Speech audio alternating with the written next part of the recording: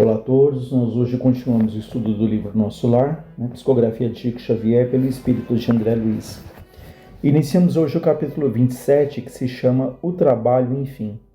Lembrando que no capítulo anterior, o André Luiz ele tinha sido aconselhado para que ele fosse ali no Ministério da Regeneração, um trabalho nas câmaras de retificação, mas que ele não se circunscrevesse, que ele não se ficasse somente ali preso à observação, mas que ele de fato observasse e pudesse se colocar ali no trabalho, pudesse se envolver, pudesse participar, pudesse colaborar, já que ali era um trabalho intenso que eventualmente faltavam trabalhadores que pudessem fazer ali o trabalho a contento, Então ele é aconselhado pela mãe do Lísias, para que ele então não se prendesse somente ali à observação, a perguntas, à curiosidade. A curiosidade. Então vamos lá. Olha, nunca poderia imaginar o quadro que se desenhava agora aos meus olhos. Lembrando que aqui ele está no Ministério da Regeneração, entrando nas câmeras de retificação. Não era bem um hospital de sangue, nem um instituto de tratamento normal da saúde orgânica. Era uma série de câmaras vastas, ligadas entre si e repletas de verdadeiros despojos humanos. Singular vozerio pairava no ar. Gemidos, soluços, frases dolorosas pronunciadas a esmo. Rostos encaveirados, mãos esqueléticas, faces monstruosas deixavam transparecer terrível miséria espiritual. Então veja, ele está aqui nas câmaras de retificação, onde ali há espíritos em condições muito difíceis.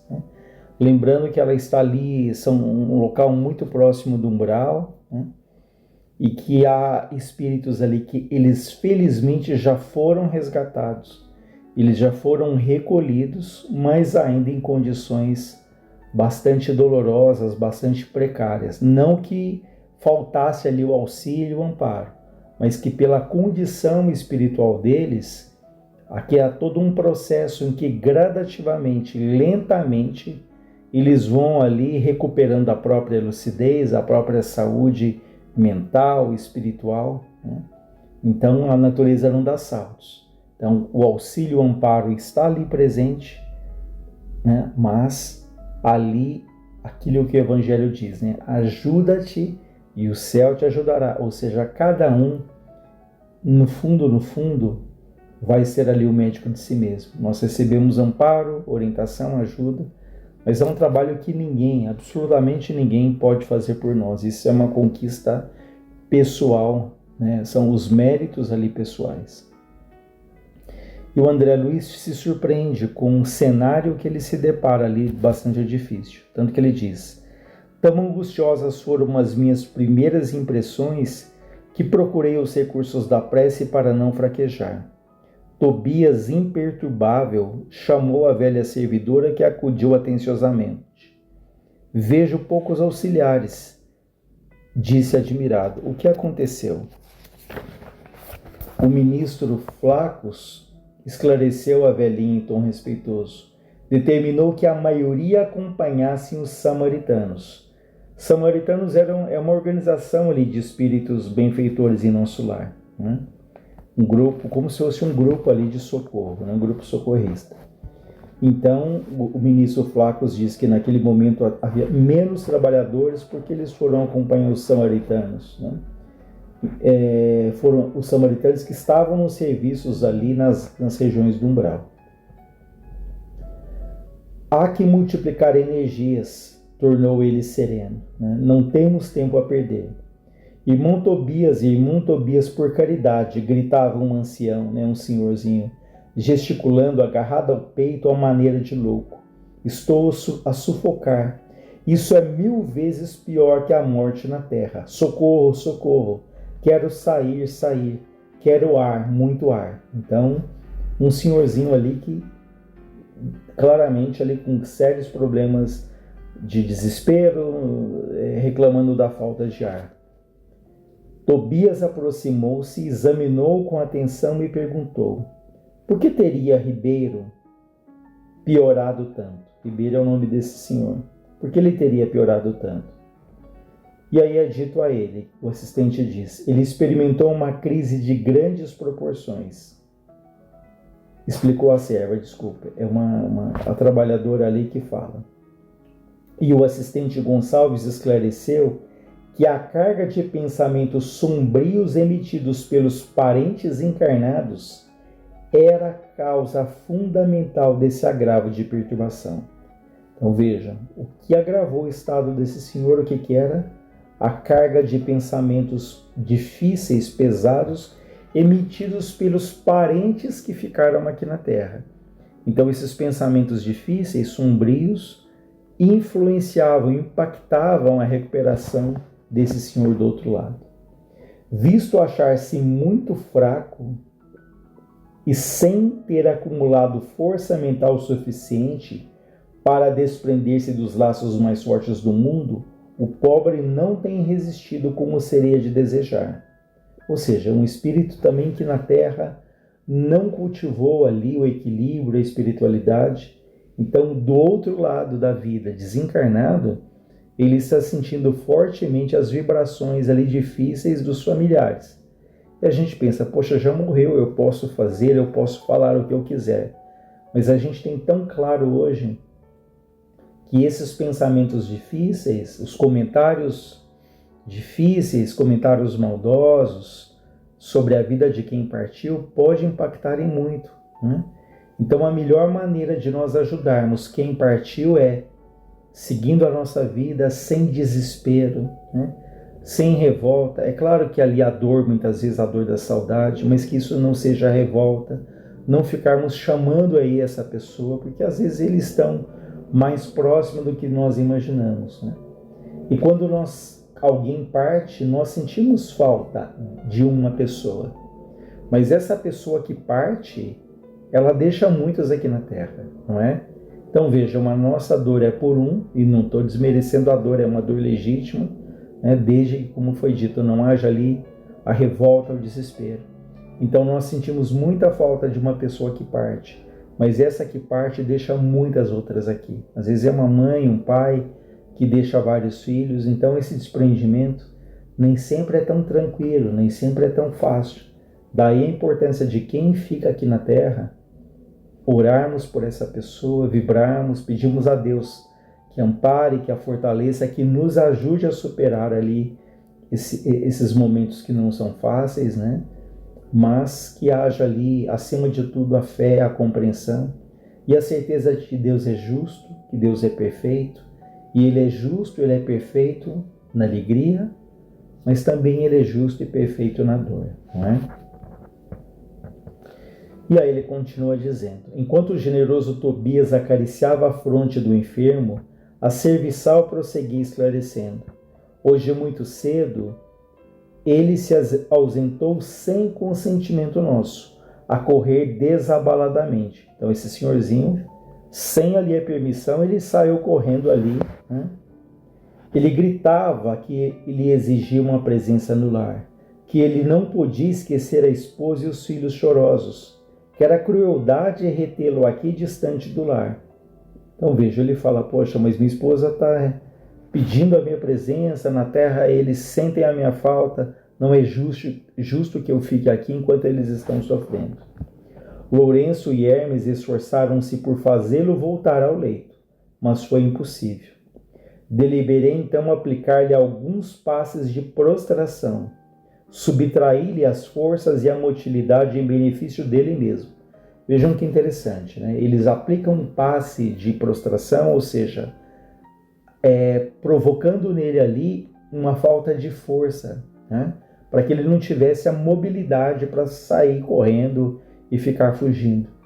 Então, quantas vezes na casa espírita a gente toma um passe ali mais reconfortante, para revigorar ali a nossa força, os nossos fluidos, mas aqui ele fala de um passe de prostração, que era justamente o conceito oposto, de tirar forças para que esse senhor não ficasse ali fugindo do tratamento que era necessário. E o Tobias diz, fez muito bem, né? Vou pedir providências contra a atitude da família. É preciso que ela receba a maior bagagem de preocupações para que nos deixe o ribeiro em paz. Olha que interessante. Se essas preocupações, se esses pensamentos da família, esses pedidos da família, essa revolta, está atrapalhando a recuperação do ribeiro, que é esse senhor, o que a espiritualidade vai fazer? Vai levar até essa família mais preocupações com outras coisas, para que eles desviem o foco e não fiquem ali tão fixos reclamando ou revoltados pela morte ali desse parente, desse senhor que tinha desencarnado. Então vejam que os espíritos vão ali provocar situações de preocupação para desviar o foco. É interessante aqui o recurso que eles usam, né? Pode parecer isso estranho, mas é um recurso ali para o bem de todos, para o bem daqueles que ficam aqui, e para o bem daquele que do outro lado precisa continuar, precisa ali se recuperar, né? E não ficar preso àqueles que ficaram aqui na Terra. Aqueles ou os bens, né? Porque tem espíritos que ficam extremamente apegados às posses, ao poder, à autoridade que eles tinham aqui, e não aceitam que do outro lado eles não vão levar nada, né? Todos os títulos, todas as posses, todos os cargos aqui eram transitórios, né? O que a gente tem aqui na Terra foi concedido por empréstimo. Nós somos, na verdade, administradores daquilo que temporariamente está nas nossas mãos. Mas partindo da nossa bagagem, se limita às nossas experiências, né? Às nossas memórias, aquilo que nós fizemos, aquilo que nós sentimos, aquilo que nós deixamos na vida das pessoas que convivemos, e aquilo que estamos levando ali no nosso próprio coração, na nossa alma. Isso, de fato, a gente leva. Agora, posses, poder, autoridade, posições, tudo isso é transitório, né? E o André Luiz diz, fixei o doente procurando identificar a expressão íntima, verificando a legítima expressão de um dementado. Ele chamava Tobias como uma criança que conhece o benfeitor, mas acusava profundo alheamento de quanto se dizia a seu respeito. Ou seja, ele pedia socorro, mas ainda muito confuso, sem ter ali plena consciência da própria recuperação.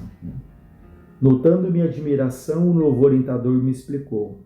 O pobrezinho permanece na fase de pesadelo em que a alma pouco mais vê e ouve do que as próprias aflições, né? Ou seja, o desespero é um verdadeiro pesadelo que ele não consegue ver uma saída, porque ele está de tal maneira mergulhado nas aflições, como diz aqui, que ele não percebe, ele não consegue refletir com clareza e se ajudar, e nem perceber a ajuda que está ali tão ativa, tão presente, né? O homem, meu caro, encontra na vida real o que amontoou para si mesmo.